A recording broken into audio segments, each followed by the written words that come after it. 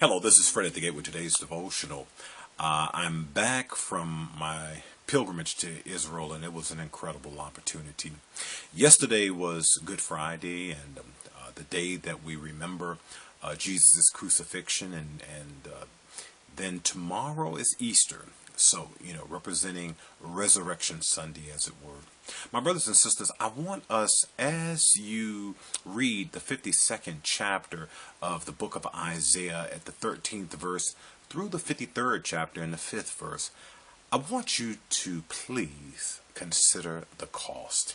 In this passage of scripture, it talked about how many were appalled by him and how his appearance was so disfigured beyond that of any human being, and his form marred beyond human likeness. What they're speaking to is what Jesus looked like after the brutality of being beaten, after he had been betrayed, after he'd been spat upon, that he was so disfigured from the beating that he took that he did not resemble a human being.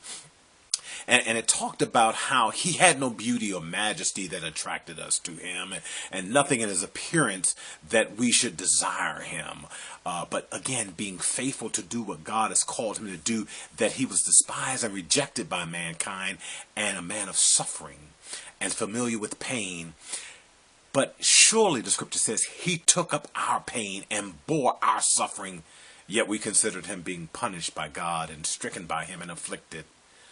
But as scriptures tells us in the 53rd chapter, the 5th verse of Isaiah says, but he was pierced for our transgressions. He was crushed for our iniquities. The punishment that brought us peace was on him, and his wounds, by his wounds we are healed. I want you to think about that. Think about how much he suffered, the cost that he paid. See, you and I are entitled to healing by his stripes. It says, by his wounds we are healed. And we know that, and we talk about that, but think about the fact that he was beaten so much that he didn't even appear to be human anymore. That he bore our iniquities and transgressions. In other words, the sin that had been committed in that day and every sin to come forward.